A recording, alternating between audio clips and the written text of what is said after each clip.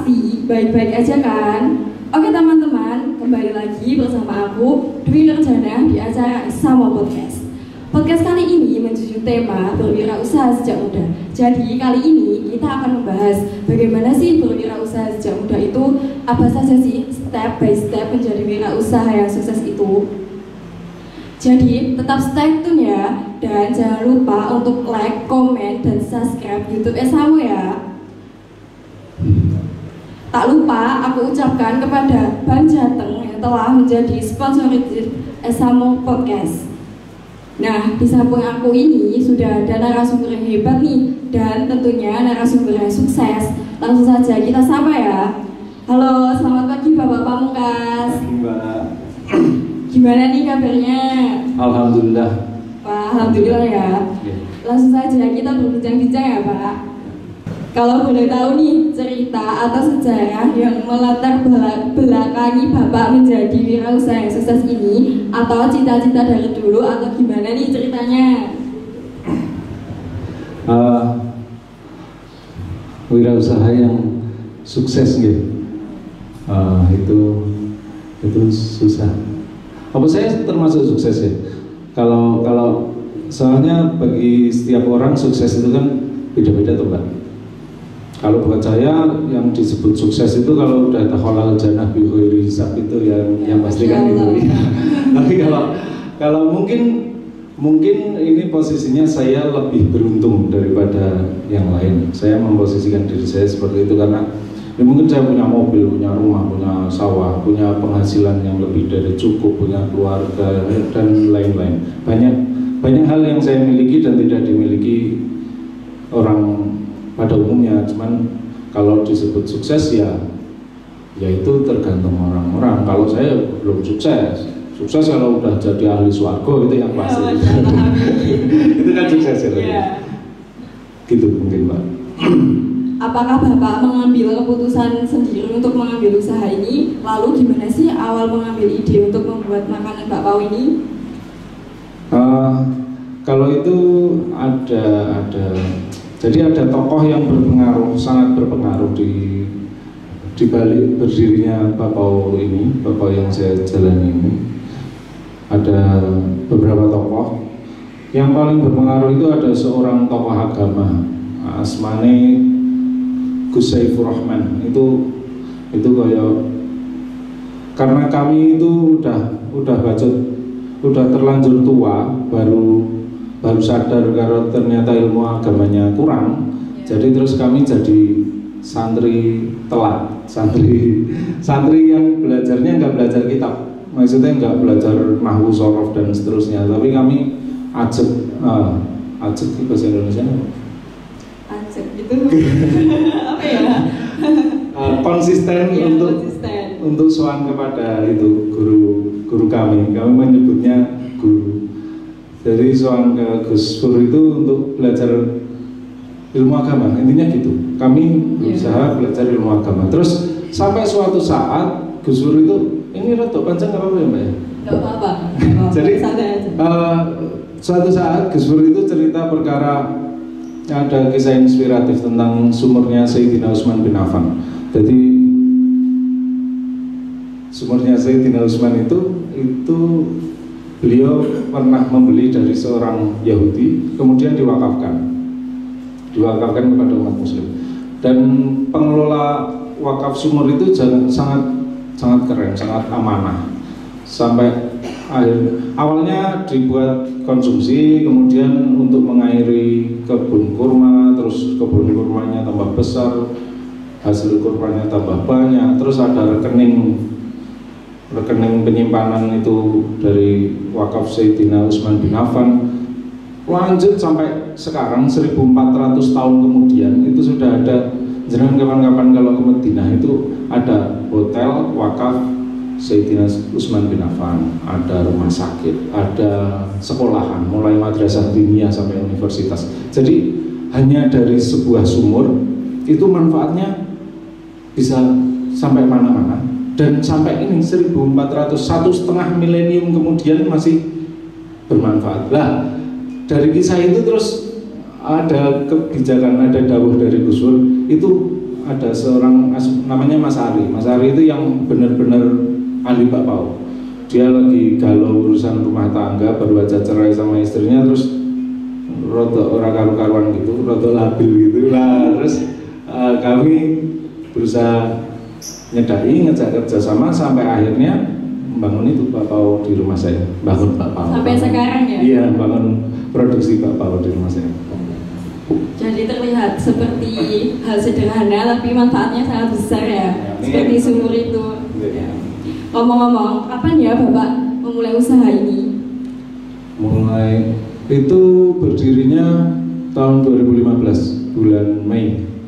Ini bulan ini berarti nanti tanggal 22 genap 8 tahun. Wah, lama juga ya 8 tahun. Semoga selalu sukses. Amin. Mungkin bisa diceritakan nih Pak, bagaimana perkembangan usaha Bapak dari awal sampai sekarang? Kalau awalnya itu hanya 3 orang sales dan 3 orang produksi. Ya sebenarnya itu bukan staff sales dan staff produksi, tapi itu ada 1, 2, 3, 6 orang, tapi yang 1 karyawan. Lah yang 5 itu sebenarnya tokoh-tokoh pendiri bakpao itu. Jadi walaupun terdiri dari 3 sales dan 3 produksi, cuman yang 3 sales itu ya ada yang jadi sales tapi ya tukang kulaan bahan baku, ada yang sales tapi ya admin, ada yang sales tapi ya tukang ngitung, akuntan dan seterusnya. Sebenarnya itu tokoh-tokoh yang berpengaruh sama berdirinya bakpao ini. Sekarang alhamdulillah sudah ada 6 cabang, 7 cabang. Ya total karyawannya mungkin sekitar 50 orang, 40 sampai 50 orang. Mungkin itu. Kalau boleh tahu cabangnya itu di mana aja Pak? Cabangnya yang di Pulau Jawa ada di Kabupaten Batang ada 2 tempat, di Kabupaten Temanggung ada 1 tempat, di Solo sini ada 1. Itu ikutnya Sukoharjo ya, Kabupaten Sukoharjo di tempat saya itu. Terus yang 3 itu di Provinsi Kalimantan Selatan. Oh, Kalimantan? Keren. Di Kabupaten Banjar itu ada 3 kota. Kita ada cabang di Kota Martapura sama Kota Banjarbaru, sama 1 lagi di Kabupaten Balangan, Paringen ya, di Kalimantan sana. Mau ke sana kan? Ya, semoga kita ke sana semua. Kalau boleh tahu itu yang menghandle Bapak Pamungkas sendiri? Oh enggak. Saya khusus handle sini. Saya handle sini aja udah kayak apa sih? Ya kita tetap. Jadi ada semacam apa ya, jenjang karir. Jadi kalau karyawan saya yang sekarang yang handle sana itu kan jadi satu network, satu jaringan usaha bisnis sama saya, sama manajemen itu tokoh-tokoh pendiri tadi di bawah naungan beliau itu. Jadi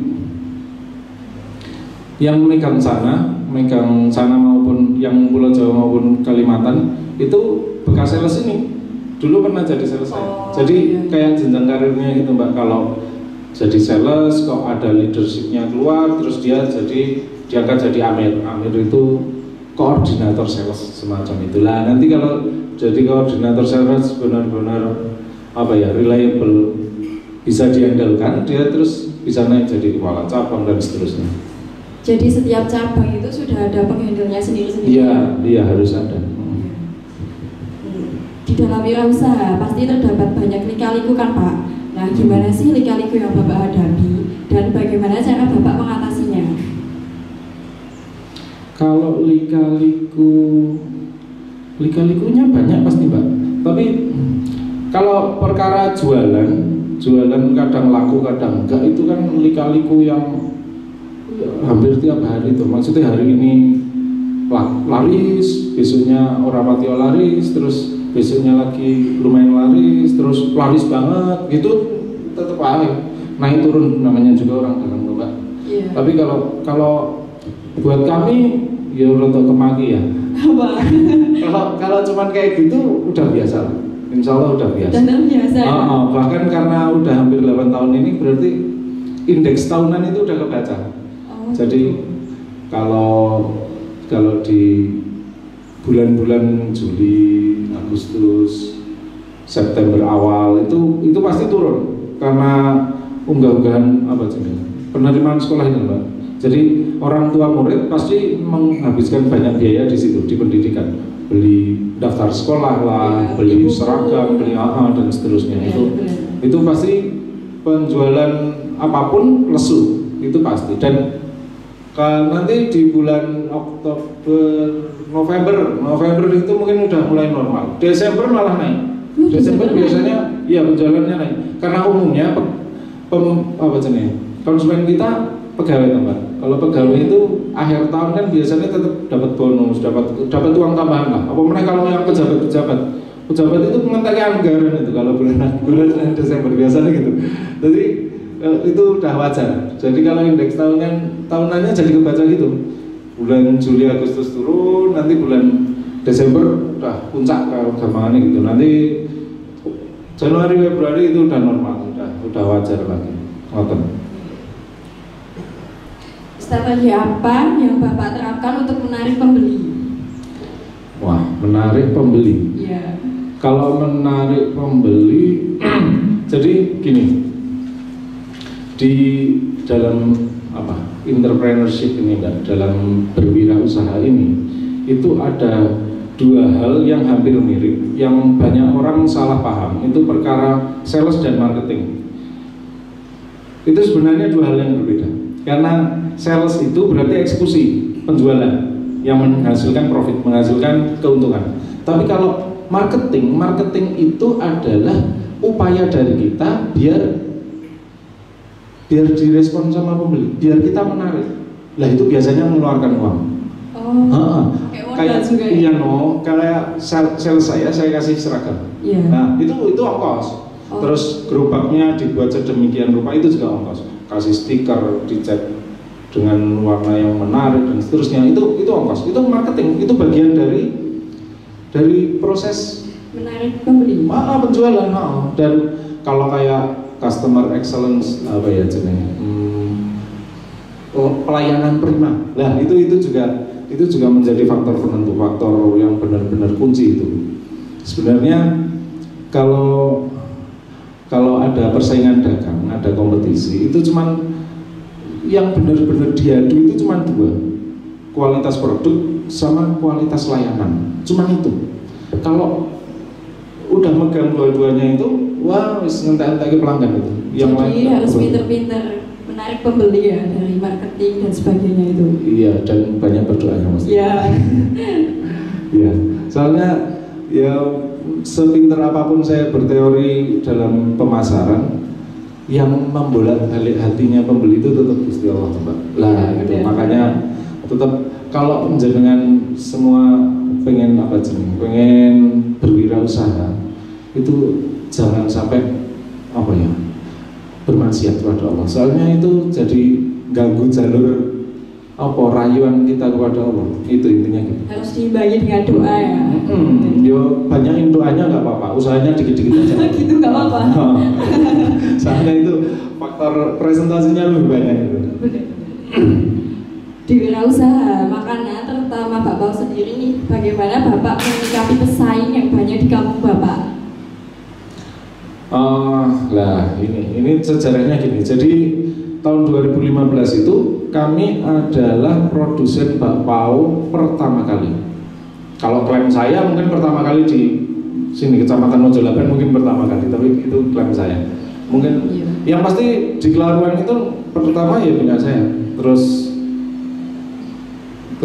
2016 bulan Ramadan 2016 itu ada salah satu sales Asmani Mas Widodo itu resign mau berdikari, mau memproduksi bakpao sendiri. Akhirnya dia keluar, terus diikuti sama teman-teman yang lain. Ada yang 3 bulan kemudian, ada yang setengah tahun kemudian, ada yang beberapa tahun kemudian. Mungkin yang keluar dari tempat saya terus membuat sendiri itu udah ada 20 atau 30 orang ya. Banyak juga. Jadi itu berawal dari Pak Widodo keluar dari. Enggak, berawal dari mereka jualan ikut saya yang tadi. Terus keluar itu. Mereka tahu potensi bakpaonya itu. Dan ketika saya menjadi satu-satunya pemain di sekitar sini, gimana gitu. Kalau di Solo kan udah ada Mega Jaya, udah ada Harum Jaya, Abadi Jaya, Cian, Liang Liang dan lain-lain itu, Bonita. Kalau di sini kan paling itu yang saya sebutkan tadi cuman beberapa yang masuk dan itu nggak semua kampung dimasuki. Dan sekarang alhamdulillah di kampung saya itu, Kampung Kelaruan itu, Kelurahan Palur, itu sak kampung Kelaruan itu udah ada 11 produsen bakpao. Wah, kayak kampung sentra produksi bakpao. Ya, kampung bakpao ya. Itu mungkin ijabah itu mau pengen jadi kayak Sumurnya Usman, mungkin itu. Mungkin dijabah jadinya kayak gitu. Untuk memulai usaha ini, penyemangat Bapak untuk semakin semangat dalam usaha ini apa sih Pak? Untuk semakin bersemangat dalam memulai usaha ini. Ya, karena usaha bakpao ini usaha yang cukup aneh gitu, maksudnya orang umum, tidak seperti usaha pada umumnya. Karena kami berawal dari dawuh guru. Jadi money orientednya orang pati-pati ya, enggak begitu. Jadi kami punya jargon, Mbak. Ini mulai aneh ya. Jargon itu apa? Jargon itu kayak tagline, kayak kata apa ya? Kayak moto gitu, kayak moto kami. Pedoman. Kayak pedoman. Itu pedomannya jargon kami itu gini, ngaji neng wetenge isi. Jadi kegiatan sebenarnya itu ngaji, bagaimana memintarkan urusan agama, karena kami merasa sangat bodoh ketika wes bacot dua anak, sudah berkeluarga, sudah macam-macam. Kami baru sadar bahwasanya kami sangat buta syariat. Kami butuh banyak pelajaran agama, sedangkan umurnya sudah terlalu tua ya. Kalau untuk belajar ilmu agama yang butuh belasan tahun, mungkin puluhan tahun, kami udah ketuaan. Kami harus handle anak, kami harus cari penghasilan dan seterusnya. Dan sampai akhirnya itu jadi solusi itu. Jadi tetap ngaji, tapi dapurnya tetap ngebul. Intinya gitu. Perut anak istri kami ya tetap kenyang, perut kami ya kenyang. Ya alhamdulillah ini malah udah kenyang. Saya tuku mobil, saya tuku gitu. Jadi ilmu agama juga penting ya. Apalagi kita masih muda. Oke. Sekarang tentang modal. Kalau boleh tahu, modal yang paling penting untuk menjalankan usaha ini apa sih Pak? Modal itu yang paling penting cuma satu, ilmu. Itu mutlak. Jangan nggak punya uang, selama punya ilmu lobby itu ya selesai urusan uang. Dan umpamanya gini, yang paling gampang untuk pinjaman itu kan di bank ya. Selama kita punya agunan, kita bisa dapat pinjaman. Cuman ya kalau jenengan nggak punya agunan ya kok jenengan punya ilmu lobby, ngelobi orang yang punya sertifikat, entah Pak Dini, entah Bae, entah Buli, entah Sopo. Begitu itu lulus, terus ngelobi bank, terus cair, udah jadi modal. Terus kalau modal lainnya kayak skill, kayak apa, itu juga ilmu tuh Mbak. Iya, skill juga penting ya. Ya penting banget itu, eksekusi di lapangan. Kalau kita cuman yang belajar dari YouTube, nggak pernah trial and error, ya menurut saya itu baru penguasaan sebagian kecil dari ilmu. Yang paling penting itu ilmu. Walaupun sebagian besar ilmu yang dibutuhkan itu nggak dipelajari di sekolahan, tapi kita butuh basic. Maksudnya kita ya tetap butuh sekolah, belajar matematika, belajar ya tetap dari sekolah.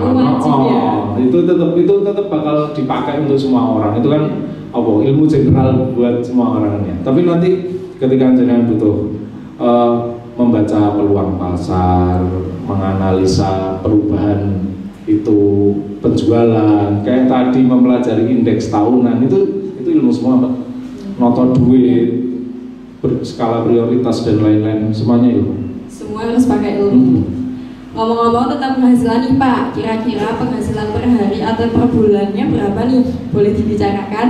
Wah, penghasilan saya nggak begitu banyak. Ya lebih dari cukup, alhamdulillah, lebih dari cukup. Ya cukup untuk tuku mobil, cukup untuk umroh. Banyak dong Pak. Ya maksudnya, ya alhamdulillah lebih dari cukup. Terus gini, gambarannya gini. Sekarang cabang kita yang 7 itu kan yang satu sebenarnya jadi cabang hibah karena pengelolanya adalah namanya Gus Solahuddin itu pengasuh pondok. Beliau butuh support dana, terus ada kami urunan hibah buat mendirikan cabang di situ, buat penghasilannya untuk ngopeni pondok itu, intinya gitu lah. Jadi yang masih setoran duit, yang itu kan setoran pahala. Yang setoran duit ada 6 cabang kemarin. Jadi periode kami kan periode tahunannya itu awalnya bulan Syawal kayak gini. Ini kemarin Sabtu, Sabtu kemarin itu kami mulai start jualan. Nanti berakhir di bulan Syaban, ruah sebelum Ramadan. Jadi Ramadan kami libur sebulan penuh, kadang 40 hari. Periode tahunannya gitu. Lah kemarin itu periode penutupan yang kemarin kami kumpul-kumpul bulan Ramadan, terus ngitung omset dan lain-lain. Ketemunya omset dari 6 cabang itu totalnya 4,650 juta, 4 miliar. Banyak sekali dong Pak. Padahal tahun kemarin sekitar nggak sampai 3 miliar. Ini soalnya yang 2 cabang itu baru, yang cabang Paringin itu yang Kalimantan Selatan itu baru 4 bulan. Yang satunya Handil Bakti itu yang ikut kabupaten kota Martapura itu baru 6 bulan 7 bulannya. Jadi tahun ini kita ada 2 tambahan cabang baru yang potensinya luar biasa. Itu omsetnya udah hampir mirip sama penjualannya sini, yang Solo sini. Ya alhamdulillah. Ya alhamdulillah. Bagaimana sikap Bapak terhadap karyawan agar mereka merasa nyaman, senang, dan tidak terpaksa untuk menjalankan pekerjaannya? Apa nih? Jadi gini Mbak, semuanya itu tergantung sama niat. Itu tak dalil ya. Innama a'malu binniyat kan. Jadi semuanya itu tergantung sama niat. Apapun yang kita lakukan selama niatnya benar, itu yaitu hasilnya. Nanti yang kita peroleh dari hasil niat itu. Jadi yang kita lakukan itu hanya apa sih? Tindak lanjut dari niat itu. Jadi penting buat memilih, menentukan niat yang benar-benar baik. Dan di tempat kami tahsihun niyah, memperbaiki niat itu menjadi seperti hal-hal yang selalu digaungkan. Jadi saya ada pertemuan seminggu sekali setiap malam Selasa itu ngobrol perkara Bapak, ngobrol perkara agama dan lain-lain. Itu salah satu media buat saya, buat ngajak teman-teman, ya termasuk saya, utamanya saya buat itu, buat memperbaiki niat. Sakjane melu Pak Bau ki meh ngomong. Sakjane kita itu cari duit itu buat apa? Itu intinya gitu. Lah kan rezeki setiap makhluk itu kan udah ditanggung sama Gusti Allah. Iya benar. Sudah ada tulisannya. Terus kenapa kok diri dadak nyambut gawe? Kenapa kita harus atau orang menjemput rezeki, harus meraih rezeki apalah istilahnya apa? Kenapa kita harus bekerja? Intinya gitu. Sedangkan rezekinya udah ditentukan. Ya karena kita harus syukur. Kita syukur punya kualitas, punya apa? Skill, keterampilan, punya ilmu. Kita punya awak sing roso, kita punya sehat dan seterusnya. Itu perlu kita syukuri, dan wujud syukur kita adalah melakukan apa yang diperintahkan, termasuk menafkahi keluarga, menjaga. Jadi gampangannya gini, kalau orang tidak berpenghasilan terus jadi fakir, terus dia jadi tomak itu maknanya maksudnya jaga mengandalkan penghasil apa ngatung nih loh Mbak, apa jenisnya mengharapkan belas kasihan dari orang lain. Lah kalau orang nganggur nggak punya penghasilan terus dia jadi tomak, jadi ngatung, itu ya jadi dibenci gampangannya untuk makruh. Lah jadi ya kudu nyambut gawe. Kalau mentalnya seperti itu berarti kudu nyambut gawe. Kalau fakir membuat orang itu menjadi tomak, berarti orang itu wajib berpenghasilan. Nah, itu saya tanamkan sama teman-teman yang ikut Bapak, benar-benar kalau jenengan nggak berpenghasilan, jenengan iso ngrepoti sedulure, ngrepoti tanggane dan seterusnya, ngrepoti baitul mal apa lah ya. Selagi bisa. Jadi mereka tetap ikut jargon itu, ya ngaji. Kegiatan utamanya itu mempelajari ilmu agama. Ya benar itu. Terus kalau yang penting dapurnya ngebul kan, Mbak. Iya. Nggak harus kaya gampangnya, nggak harus menjadi orang kaya. Cuma ya nek sugih ya belum lah. Siapa yang nggak mau kaya? Ya gitu. Ya tetap pengen haji, tetap pengen soal ziarah kanjeng Nabi Muhammad SAW. Tapi ya kalau umpamanya diberi cukup itu aja udah cakep. Ya, bersyukur ya. Oke, yang terakhir nih Pak, tips menjadi wirausaha yang sukses menurut Bapak gimana sih? Mungkin ada motivasi untuk teman-teman yang ada di acara ini? Berwirausaha itu entrepreneurship gitu ya. Entrepreneur itu sepertinya wah ketoknya keren banget. Tapi sebenarnya itu hal yang sepele gitu. Serius, jualan itu apa ya? Membuka usaha itu bukan hal yang sulit. Makanya banyak orang yang buka usaha terus kukut, buka lagi, kukut. Padahal modal pasti terkikis, modal uang itu pasti terkikis. Tapi dia buka, bolak-balik buka. Karena buka itu sebenarnya mudah. Yang susah itu ya istiqomah. Istiqomah. Jadi tetap omanya gini ya, tak kasih ilustrasi ya. Omanya Mbak siapa namanya? Mbak Dwi ke pasar. Kulaan snack yang kiloan itu loh. Nah, kulaan berapa 50.000, 100.000. Terus dibungkusi kecil-kecil. Dijual 1.000-an atau 2.000-an. Dititipke teng wedangan-wedangan. Kalau di kampung saya itu kampung Kelaruan itu wedangannya ada berapa ya? 6 mungkin. 5 atau 6. Oh, itu sak kampung. Lah kalau sak desa berarti lah ada 30 sampai 40 wedangan. Kalau sak wedangan itu jenengan bisa laku jajanannya itu 5 gambarnya, apa 10 gitu.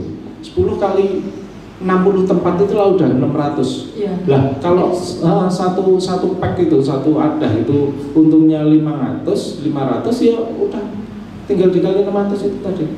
Tinggal dikali 600 sudah. Duit tok gambarnya gitu. Yang susah itu lah walaupun hujan tetap kulaan. Walaupun masuk angin tetap bungkusi snacknya konsistennya walaupun rodo aras-arasan baru padu baru bojone bar disengeni wong tuane terus ya tetap mangkat jika setoran karo ngenteri dagangan. Itu konsistennya itu yang berat. Serius, yang paling berat itu sebenarnya konsisten. Kalau di syariat namanya istiqomah ya. Istiqomah itu berat, yang ringan istirahat ya. Istiqomah berat, benar-benar berat. Itu amalan orang-orang ahli surga itu kayaknya. Istiqomah dalam kebaikan. Jadi orang yang husnul khotimah itu karena dia istiqomah dalam kebaikan. Jadi ketika dia meninggal dia dalam kondisi baik. Intinya gitu. Husnul khotimah. Istiqomah itu berat. Nah, kalau ini sekarang gini, jangan praktek nanti. Begitu sampai rumah, jangan kumpulkan modal yang benar-benar modal bersih ya. Soalnya bersihnya modal bersih itu maksudnya enggak orang gupak maksiatan, enggak ngorupsi duitnya adine, gitu. Yang benar-benar bersih, yang itu yang buat modal usaha. Terus begitu ambruk, dievaluasi apa yang salah. Evaluasinya ke sana dan ke sana. Maksudnya secara hubungan jenengan sama Tuhan itu juga dievaluasi, hubungan jenengan sama bisnis itu juga dievaluasi. Dan sama pasar sama lain-lainnya yang secara horizontal itu juga dievaluasi. Jadi membuat usaha itu nggak susah, Pak. Yang susah itu ya istiqomah. Konsisten. Konsisten, tetap bertahan dan ekspansi ketika usaha jenengan benar-benar jalan, jenengan bisa hire karyawan karena jumlah pesanannya lebih banyak. Terus jenengan kewalahan diproduksi, terus jenengan hire karyawan. Itu berarti pertanda usaha jenengan itu udah mulai mature, udah mulai dewasa. Kalau udah dewasa berani ekspansi. Kalau tadi umpamanya ada 60 tempat, bisa berani 120 tempat. Setelah 120 tempat ini mecah lagi jadi 120 sama 120 jadi 240 tempat. Ya bayangkan kalau yang 60 tempat itu berarti laku 600 pieces tadi kita hitung ya. 600 pieces, satu pieces dapat 500 rupiah, berarti berapa uangnya itu sehari? 600 kali 500 berapa? 300 ribu ya, 300 ribu itu 300 ribu kan 300 ribu ya. Lah dari 300 ribu sehari itu, bayangkan kalau sebulan itu berarti 25 hari, anggap aja seminggu sekali libur. Terus itu kalau jenengan seorang siswi, seorang pelajar sudah punya penghasilan yang itu lebih dari 5 juta kan ya. 25 kali 3 berarti 7,5 juta sebulan. Sebulan 7,5 juta. Setahun jenengan tetap disaoni karo wong tua, tetap itu uang yang itu diceleng. Setahun jenengan udah bisa beli motor sendiri, beli handphone sendiri ya toh. Saya ingin sebulan 7,5 berarti setahun berapa? 75 juta tambah 15 juta. Berarti berapa? 90 juta. 90 juta jenengan pengen beli motor apa? Kebeli. NMAX turah. Pengen apa? iPhone turah. Duit akeh sakmono bakal turah. Bahkan jenengan bisa umroh bareng wong tua. Amin. Seorang pelajar sing orang membebani orang tua itu sebenarnya sudah nikmat luar biasa buat orang tua. Walaupun nanti ketika ada bayar buku, bayar opo sing di luar sanggup harian, itu orang tua yang nekel bisa ada masalah. Tapi begitu setiap hari paribasannya jenengan nggak minta uang saku ke orang tua, itu benar-benar karunia besar buat orang tua. Suatu kebanggaan tersendiri ya. Jadi anaknya harus dianggap orang beban. Padahal sangu jenengan sehari sangunya berapa?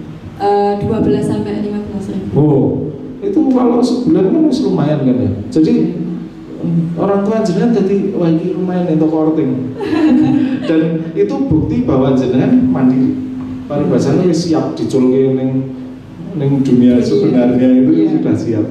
Ya cuman kadang apa ya, ketika orang berduit, ketika punya uang itu kalau ilmu agamanya kurang, itu jadi tidak beradab. Jadi orang kaya yang repoti dunia, jadi kemaksiatan di mana-mana, ada bisnis kemaksiatan dan lain-lain. Itu karena sebenarnya ya berakar dari situ. Saya bukan orang baik, Pak. Saya baikin setelah ikut Pak Mau. Jadi masa lalu saya nggak karu-karuan. Jadi setelah kondisinya seperti ini, saya baru sadar ternyata itu ya berawal dari niat itu tadi. Ketika kita niat, terus saya kasih ilustrasi satu lagi ya. Ini durasinya masih ada nggak? Masih ada? Udah habis? Masih ya? Oh, udah masih? habis. Udah habis? Oh, gimana? Ya wis, kalau udah habis ya wis. Mungkin kapan-kapan jenengan main ke rumah saya tak cerita. Siap. Nah, jadi teman-teman, menjadi wirausaha yang sukses itu tentunya butuh skill, modal, dan juga tetap konsisten ya. Dari Bapak Pamungkas ini, kita dapat termotivasi untuk membangun jiwa kewirausahaan kita. Semoga ilmu yang diberikan Bapak Pamungkas ini bisa membekali kita untuk menjadi wirausaha yang sukses. Tidak ada kenyamanan di masa tua bagi orang yang malas di masa muda. Sekian dari aku, kurang lebihnya mohon maaf. Sampai jumpa di acara Isamo Podcast selanjutnya. Awalnya podcast, akhirnya sukses. Wassalamualaikum warahmatullahi wabarakatuh. Waalaikumsalam.